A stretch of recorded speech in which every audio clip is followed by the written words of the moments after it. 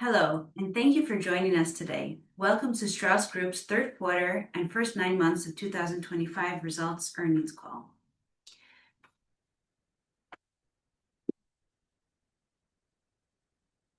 On our call today, management will provide a review of the results, followed by a questions and answers session. You are encouraged to post your questions to the Q&A function in the Zoom call. As a reminder, this online Zoom earnings call is being recorded Wednesday, November 26, 2025. A recording of this call will be available on the company's website a few hours after the call. I would like to remind everyone that this online webinar may contain projections or other forward-looking statements regarding future events or the future performance of the company. These statements are only predictions and may change as time passes. Strauss Group does not assume any obligation to update this information. Actual events or results may differ materially from those projected, including as a result of changing industry and market trends, reduced demand for our products, the timely development of new products and their adoption by the market, increased competition in the industry, and price reductions, as well as due to risks identified in the documents filed with the company with the Israeli Securities Authority. Online with me today are Mr. Shai Babad, Strauss Group's President and CEO, and Mr. Toby Fishbein, Group CFO, and myself, Rivka Neufeld, Head of Investor Relations. We will begin with a review of the quarterly results by CEO Shai Babad, and then move on to the financial highlights of the quarter presented by CFO Toby Fishbein. We will then move on to a Q&A section. Shai, the floor is yours. Thank you very much, Rivka. Can you put the presentation on?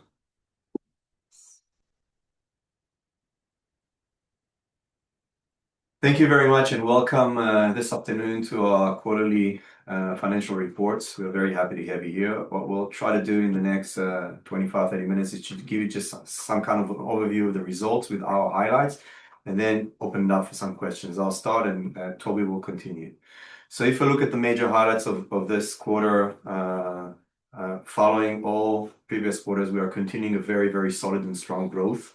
Growth this quarter is approximately 16% if I take pro forma growth, taking out all the divestment activity that we departed from last year.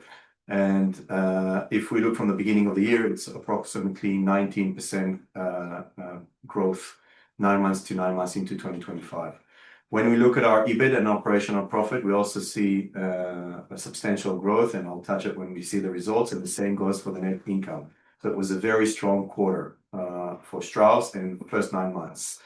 When we look at our productivity journey, we are up to track, and I'll say a few words about that later on. We are continuing to execute our strategy. There were various innovation initiatives that were launched in the third quarter that we'll touch later on, and also the inauguration of the plant-based factory facility in the north. So here are the major results. You can see here growth to 3.3 billion from approximately 3 billion, 13% growth if you take the full year to full year numbers. If you take pro forma activity with the divestments that were done last year, then it's 16% growth, 70% growth. When we look at EBIT margins, mostly by the way of the growth is from price, from increasing prices, and a very small amount of the growth comes from volume, but still there's volume growth in 3 months and also in the quarter and also 9 months since the beginning of the year. When we look at our EBIT summed up to 312 million with 43% growth from last year, substantial growth, and we'll see later on most of it has been driven from our international coffee activity. And when it comes to cash flow, our net profit also 146 compared to the 300 in 9 months. We can see that in the quarter we did very well, 40% more than last year. But when we look at net profit 9 months into the year, we are 50% less. But last year we had tax incentives, approximately 60 million. And also there is financial activity, financial expenses this year that were higher than last year. And therefore, if we take the tax incentives, actually the gap is the other way around. And when we look at cash flow, we generated a very high cash flow this quarter of 245 million compared to minus 100 last year. And also when we look here to since the beginning of the year to date, We are approximately 150 million better than last year, and by the end of the year, we expect it to be on positive cash flow. Of course, three major commodities are affecting our results: the Robusta, the Arabica, and the cocoa. And although we see in the Robusta and in cocoa in the last quarter some kind of decreasing prices, whereas Robusta is continuing with very high prices, still we don't see the impact on that, or full impact on that, on our results. Taking Brazil outside of the equation, in everywhere in all our other geographies, we have hedging activity, and we have a very high inventory as well. And taking that into consideration, there is time till we actually see in our results the impact of the reduction of the prices in the P&L. And I will touch later on how do we see our cocoa and our confectionery activity.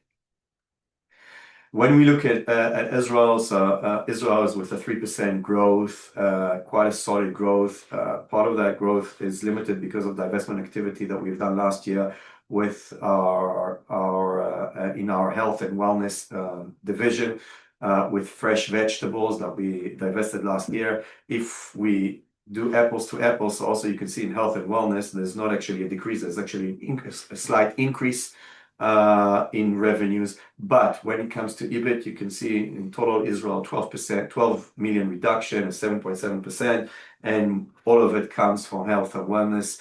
You can see there's a 90 million shekels decline. Here it's very, very important to know that we consider this as a one-time thing. We had some functional issues in our dairy factory in the north during August and some of September. It affected a little bit our business, and therefore you can see that they did less than last year. But looking ahead, looking into October, which was already finished, and also November, those one-time problems are behind us, and we will see going ahead, health and wellness getting back to track, getting back to very on growth and on profitability. When we look at our fun and indulgence, you see an increase here, but the increase is a little bit misleading, because last year the 9 million that you see in EBIT is actually 27 million, because there was an 18 million loss in derivatives there. This year the results are 15 million in the fun and indulgence, because in our confectionery business, the cocoa is impacting our business. Still very high cocoa prices. Now, when we look into the future and asking ourselves, when do we see the effect? We think that when we'll get into 2026, and during 2026, there'll be a full turnaround of the business, of our confectionery business, and cocoa prices that we know today, which we hedged, and the inventory that we have for 2026, and with the current cocoa prices that they are in the market now, we are very confident that our business will do a turnaround, substantial turnaround next year, and we'll see much higher profits in this segments. Next. If we look at our innovation activities, so you can see there's a vast innovation there. There's a cross-branding collaboration between our brands in alternative milks and in our dairy. There's a new Arab coffee that we targeted for the segment. We also, with all our protein desserts, we've done a series of zero sugar. Our cow-free innovation, our new disruptive innovation of bringing milk drinks and cheese spreads with proteins that don't come from a cow. The same protein, the same BLG protein, it comes from either mushroom or yeast. And from that, we managed, after 2.5 years of development, to develop these products. And the advantages of these products are that they are very similar in the taste to cheese and milk. They have the same protein and the same health components, but they don't have the lactose. So anyone who is sensitive to lactose will not have a problem having those products. And also they don't have cholesterol, because they don't come from animals. And we think there's a place for them in the market, and a demand from consumers for these type of products. We also launched in the confectionery some nostalgic snacks that we had, and we had the inauguration of our plant in the north, which I'll speak about later, and with our confectionery business, a lot of variety of different chocolate tablets and snacks. If we look at our coffee activity, the international coffee activity, so this is the main, we think this is the main news of this quarter. We also have seen that last quarter, but this quarter we see it even in a more influential way, more impactful way. Our coffee business is improving substantially. Growth has been 30% due to price increase and a little bit of volume increase, but mainly operating profit, you can see, jumped to by 140% to 163 million shekels, reaching almost the double-digit margins. The reason is, of course, our activity in Brazil. You can move to the next slide. You can see that in Brazil, again, profit more than doubled, almost tripled, with 170% growth this quarter, and overall from the beginning of the year, almost doubled, with 27% increase in revenues in this quarter and 37% increase from the beginning of the year. What we believe looking forward is that Brazil, the platform that we have managed to generate in Brazil over the last 6 months, is a new platform which will also be carried out in the next year, in the next quarters. That doesn't mean that we'll see the same levels of profit and such high profits and margins. You can see the margins here in Brazil this quarter are reaching 11.3%.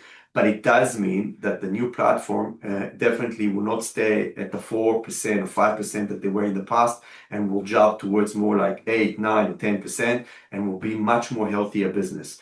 The reason is that we are managing to maintain prices, high prices, and maintaining the margin in roasted ground coffee, while we are continuing to grow all our non-R&G activity, which is generating a double-digit margin. So looking into the next quarters and looking into next year, we do see a jump in the profitability of our international coffee businesses, with an emphasis on Brazil. And we do think this will be a new normal, maybe not as high as this quarter, maybe a little bit lower, but still a new normal to this business, unlike what we used to see in the past. In our water business, you can see there was growth in our revenues here in Israel, mainly due to 4% growth, mainly due to quantities of install base, which grew. We launched this quarter the Shabbat machine. It's basically for Jews to keep the seventh day, the Shabbat. Until today, our machines were not kosher for the seventh day, for the Shabbat. And now those machines are applicable for people who keep the Shabbat, for religious Jews. And it's a new solution for approximately 30-40% of the people of Israel who keep the Shabbat in some sort of way. We do think that will be future growth engines for us. Nevertheless, we see a decrease in operating income of 3 million, but of 11%. It mainly comes from our operations in China. In China, there is intensive competition by Xiaomi, who entered the market. And since they entered the market, we've seen that we continue to grow double-digit on growth, on revenues, but on the other hand, we had to give discounts and to reduce prices in order to maintain our position in the market, in order to continue to grow. And we also had to invest in new products. Unlike the one-time events that we had in the dairies in Israel, this will follow us into the next quarter or two, and into next year. And we predict that maybe by the end of 2026, the platform will get back to what we used to see in the past. Still, it's very important to mention that we still have high, because in China, the results are net margins and net profit and net margins. We still have high net margins in China, but much less than we had in the past. When we look at our productivity, so our productivity is in line with our plan. We said that by the end of 2026, we will reach between 300 and 400 million in productivity. And we do see ourselves reaching the target. We are on track with a strategic procurement, with all of the streams that we opened in this productivity program, with working capital, with RGM, with logistics, with manufacturing, and of course, with capability building, upskilling and reskilling our people to being able to use the new tools that we are bringing into the company. A little bit about moving forward, what are the engines of growth that we developed specifically this quarter, which we think will follow us next year and will help us a lot to continue our growth. So one is, of course, our factory in the north. We build our own factory for alternative milks.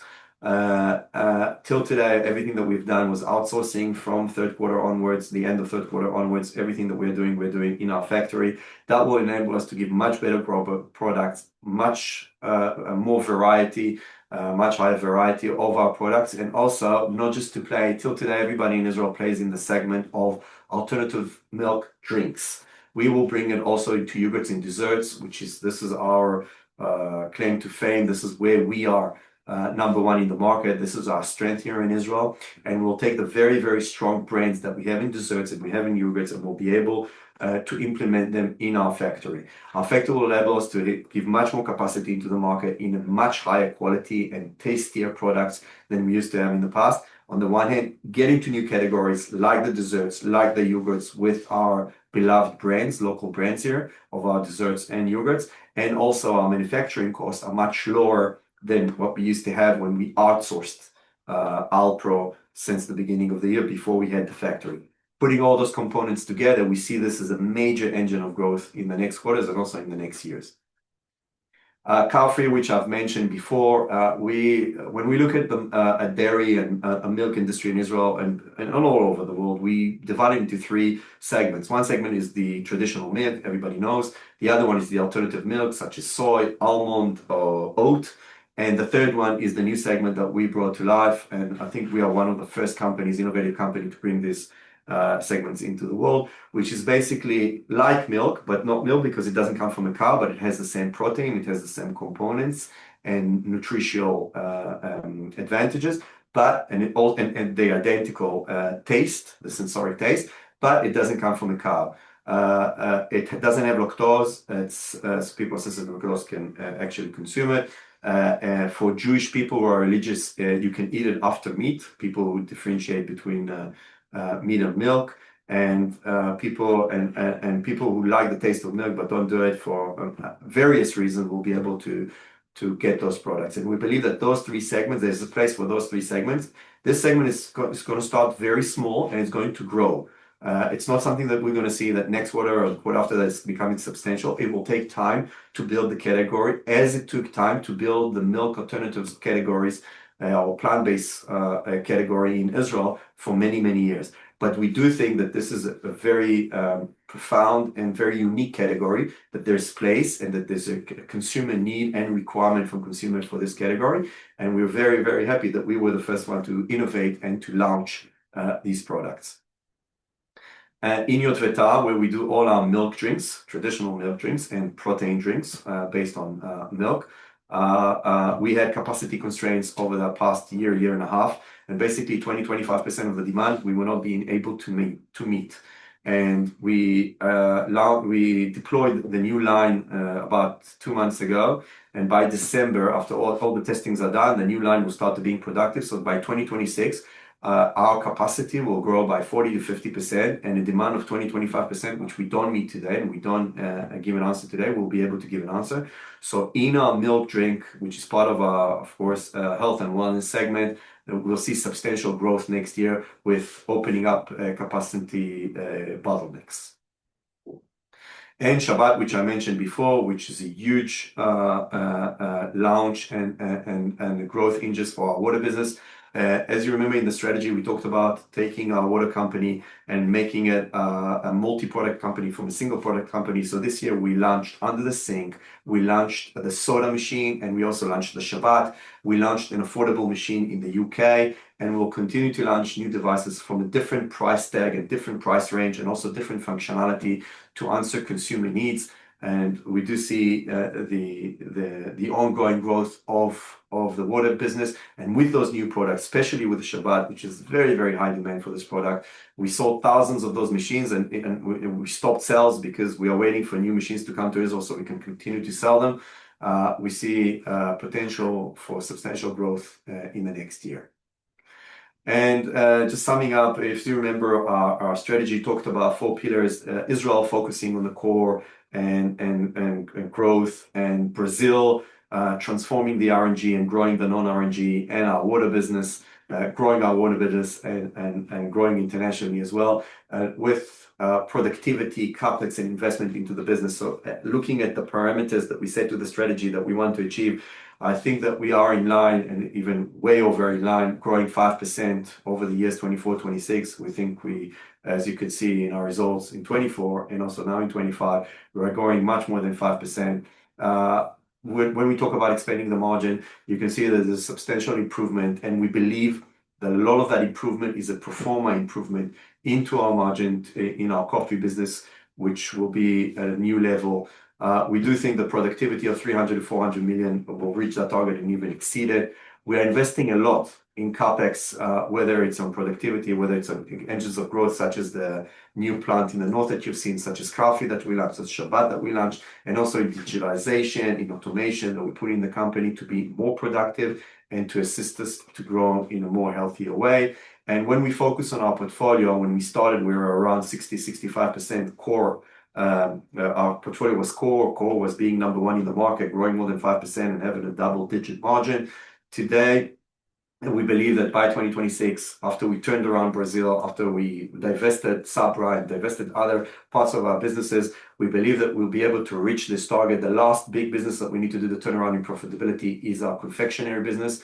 And as I said before, looking into 2026, knowing already what we have as cost of goods when it comes to hedging cocoa and also the inventory of cocoa, we believe that we'll be able to do a substantial turnaround to the confectionery business and to bring it back to levels that we saw in the past. And by that, we'll complete fixing or transforming all the big businesses and all the core businesses of Strauss, having more than 85% of the business as a core business.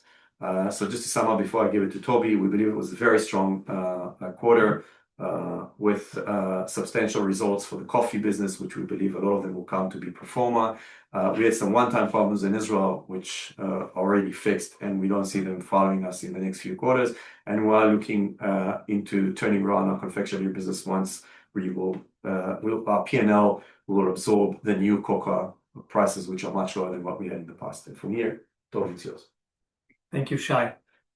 On slide 19, looking at the quarter's sales more closely, we see continued growth in all segments, while the most significant contribution came from Coffee International, especially from Brazil. Excluding the appreciation of the Israeli shekel, group sales grew by 13.2%.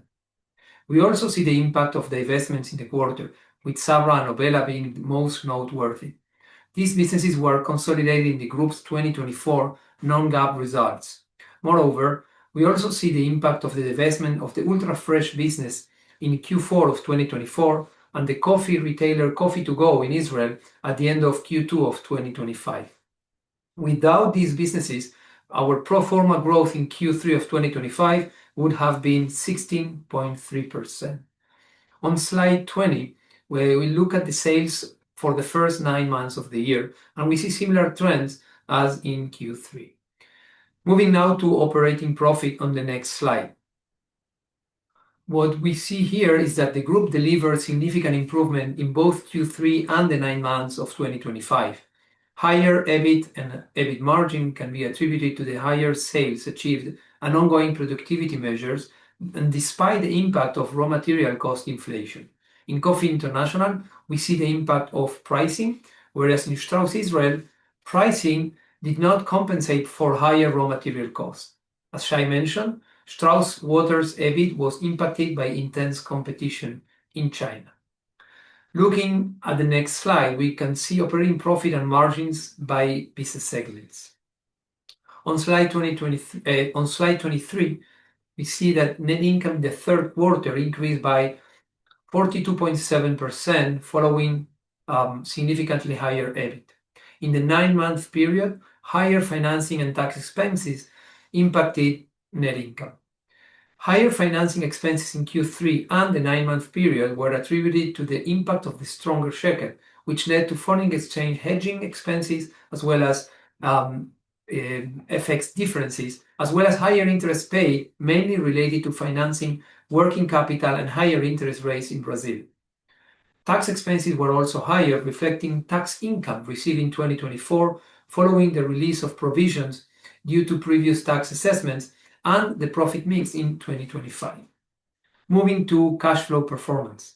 On slide 24, we see that in Q3, our operating and free cash flow improved significantly. Free cash flow amounted to 245 million shekels, an increase of 343 million shekels over the comparative period last year. This was supported by higher EBITDA, lower inventory levels in Coffee International, as well as lower CapEx. On slide 25, we look at the net financial debt. And we see that the higher free cash flow led to a decrease in net debt, as well as an improvement in the net debt to EBITDA ratio. Let's now take a closer look at our business segments, starting with Israel. On slide 27, Strauss Israel, we see that sales in the third quarter of 2025 mainly reflected pricing in a number of categories, while the investments of the ultra-fresh business in Q4 of last year and of the retail chain Coffee to Go at the end of Q2 of this year impacted growth. Without this divestment, sales growth would have been approximately 5.2%. On slide 28, we see Strauss Israel sales for the first 9 months, and we see here that growth across the board stemmed both from pricing as well as higher volumes. Moving to EBIT for Strauss Israel, both in Q3 and the 9 months, we see that both the impact of higher raw materials as well as pricing were reflected on the operating profit performance. In Coffee Israel, pricing offset higher green coffee prices, whereas in fun and indulgence, snacks and confectionery, pricing actually did not compensate for higher cocoa costs. In health and wellness, we saw a one-off cost related to food safety and quality control activities, as well as higher raw material costs and increased marketing expenses supporting the plant-based milk category. Moving to Coffee International on slide 31. For the key highlight here, of course, of the quarterly results, Coffee International, we saw strong growth in sales that was driven primarily by pricing. And this sales growth offset green coffee input cost inflation, while operational efficiencies supported margins. On slide 32, we can see that geographical breakdown of sales for Coffee International in Eastern Europe, Central and Eastern Europe. We see that sales growth was achieved across the board following pricing as well as higher total volumes. Our Brazilian JV, as explained before, grew nicely, and we also saw strong growth in Poland, both from pricing and volumes.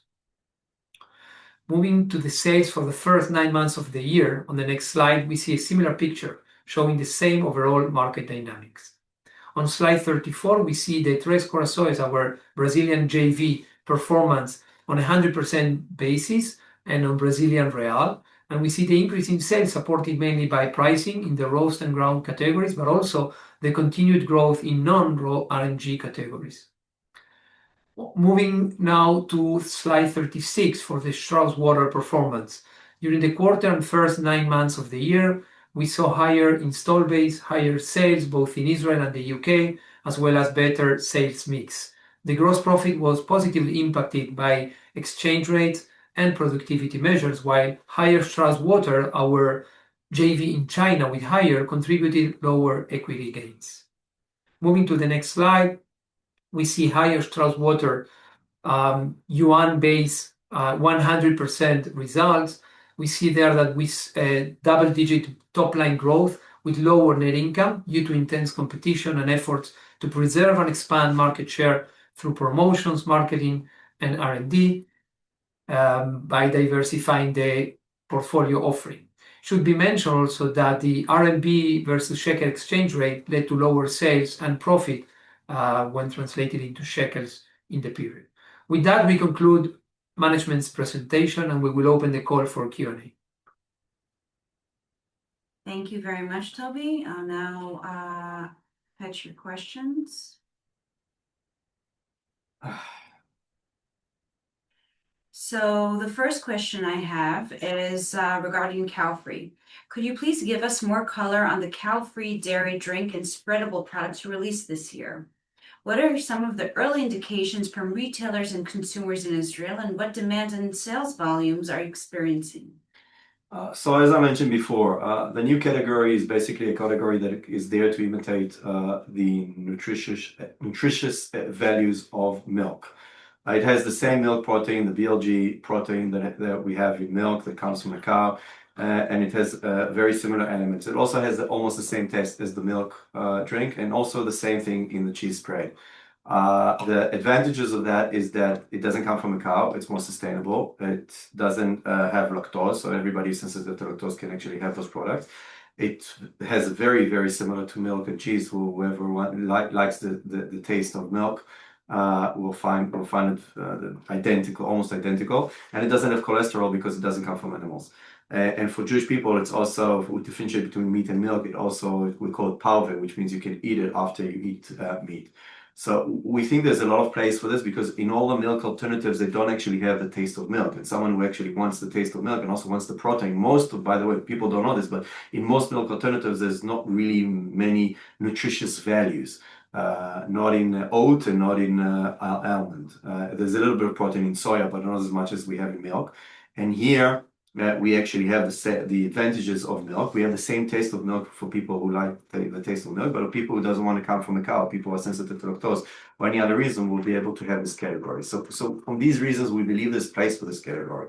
Yet this category is very, very small. Right now, there's not even time to talk about revenues or demand. It's just starting. It will take time. We'll need a couple of more quarters before we can actually have some data and really understand. Right now, we know that everything we put in the market was sold, but it's very, very, very small quantities, still under test. There's also educating consumers. What is this new category? What do you mean it's milk, but it's not milk? What do you mean it doesn't come from a cow? Whatever I told you now, it's something that really needs to be explained and really needs to be experienced by the consumers. So we really think it will take time to this category will grow. Nevertheless, it took more than 10 years to grow the alternative milk category here in Israel. And today it's a more than a 1 billion shekel category. It's still continuing to grow. We do believe that cow-free can grow to being a very big category in Israel and to give solution in Israel, not just in milk, drinks, and spreads. You can look about it in yogurts and in desserts and in any dairy products that we have. Today, there's a questions of the availability of those proteins that come from yeast and mushrooms and don't come from a cow, how available they're going to be. Once this will become more scalable, then there'll probably be more factories that will produce this, so it'll be easier to make this on scale. Right now, the availability or the ability actually to give these products into the market is very, very limited because the product, the input product of the protein is very limited in the amounts that it's being produced today. So I hope I gave some kind of an answer. We can speak about this for the next 20 minutes, but I think this wasn't the session. This wasn't the reason of this session. So I actually have another follow-up question regarding cow-free from Chris Reimer from Barclays. Yes. So are these products, are the results of these products in line with your expectations so far? Yes, very much and even more. When it comes to the sensoric test, when it comes to the consumer's reaction to what we've done, very much in line, but I want to be very careful. There's still very limited amount of products that we put on sale, and it's still very, very early.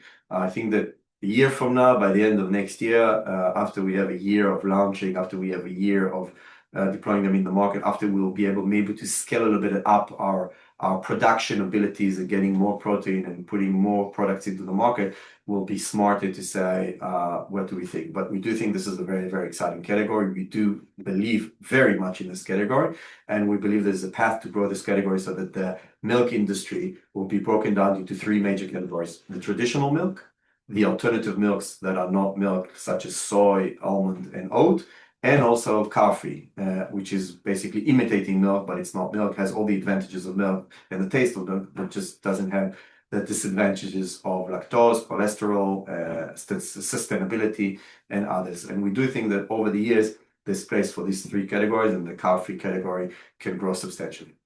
So staying in this same sector, what do you see in terms of the plant-based milk line? How is that performing so far, especially given It's performing really well. We also managed to grow our market share very rapidly over the last few weeks when we launched. Our products are much higher quality, are much tastier. We brought in a variety of new products into the market, and so far we've only been in the milk drinks or milk alternative drinks category.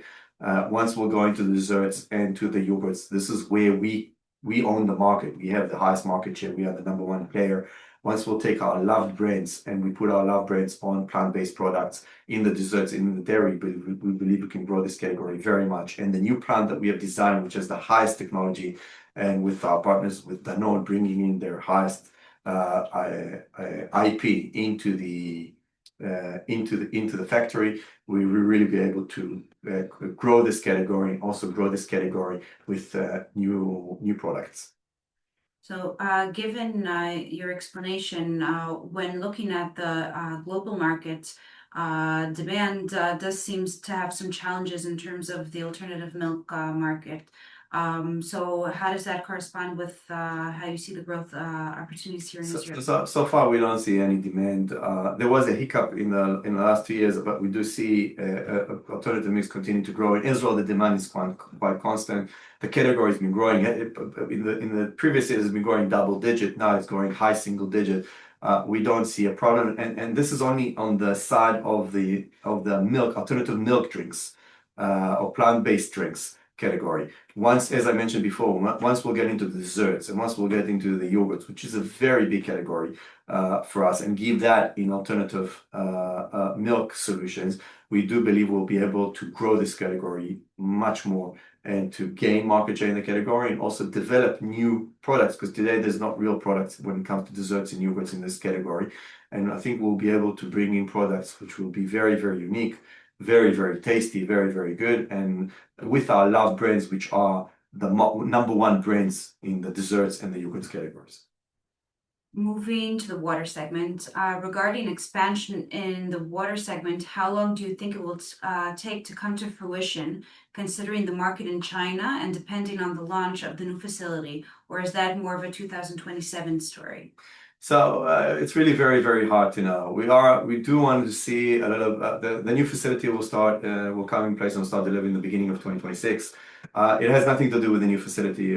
We don't have. It's not the capacity constraint that is today affecting us. It's more the competition with Xiaomi and the fact that they have reduced prices and the fact it's kind of a price war right now, and the discounts that they've been giving on the machine. Still, there's good margins, I must say. Having a 5%, 6% net margin is not a bad margin in our business, and the growth is very solid. We've seen, although there's this war, although the Xiaomi is putting very high pressure, we still grew 13% year-over-year, which is very high growth in the category. We're still gaining market share and still growing.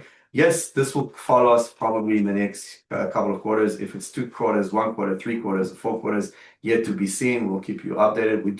We hope that by 2026 or maybe end of 2026, we'll be able to overcome this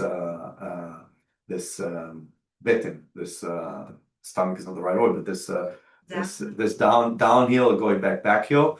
But it's too early to say. The final question so far is, are there any more segments of the business being considered for a divestiture?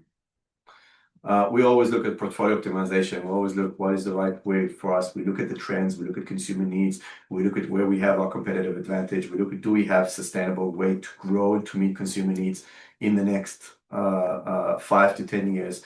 And we look, are we number one player? Are we number two player? Are we a substantial player in those categories? And then we look, is this business profitable? Or can we make it profitable? And if the answer to all this is yes, then it's fine. If not, then we ask ourselves, can we fix one of the no answers to these questions? And if we can't fix it, then we ask ourselves, does it support the core activity? Does it support our portfolio? And sometimes when the answer to that yes is keep it. And only when the answer is no to all the questions above, then we divest it. So I won't give you a specific business that we're looking at. And of course, it's an internal information. And once we'll do something, then we'll just announce it. But we are always looking at portfolio optimization, making our portfolio as right for us, as right for consumers as well, so that we will serve our consumers in the best way where we have the competitive advantage by maintaining growth and by maintaining high margins. Okay, we don't seem to have any more questions, so I will now turn the call back to you, Shai, for closing remarks. Well, thank you very much, Rivka. So as I said before, this has been a very good quarter for us and also 9 months into the year. I think that one of the major things that we've managed to do over the past 2 quarters and also looking into the 4th quarter and hopefully into next year as well is to transform the platform of our coffee business in Brazil and a little bit in the CE as well. We do believe that we can get higher margins there be more sustainable. As I said before, I'm not sure they'll be as high as we've seen in the third quarter, but I do think that will be a higher performer. We do think Israel had a one-time leap, and they'll go back into growth and to higher margins and profitability as was before, especially health and wellness. As I mentioned before, those one-time problems we don't believe will continue or occur into the future. We don't see them repeating themselves. And we do think that we are on track to growth. Today, the business is healthier than it was in the past. Most of our categories, almost all of them, beside the confectionery, are already there with high margins, high growth, and with high adjustment to consumer needs. The only last business that we believe that in 2026 we'll see the full turnaround is our confectionery business. So overall, when we look ahead, we see continuous growth through all the growth engines and others that I didn't mention in this presentation, but all the growth engines that we set ourselves this quarter that I've shown in this presentation, and also with continuing to work on our core categories of growth, and by fixing also our confectionery business, we'll continue to see in the performance of the new coffee business, we'll continue to see overall profitability and overall growth improving. Thank you. And thank you for joining us for Strauss Group's third quarter and first 9 months of 2025 results earnings call. And this concludes our call for today. So thank you.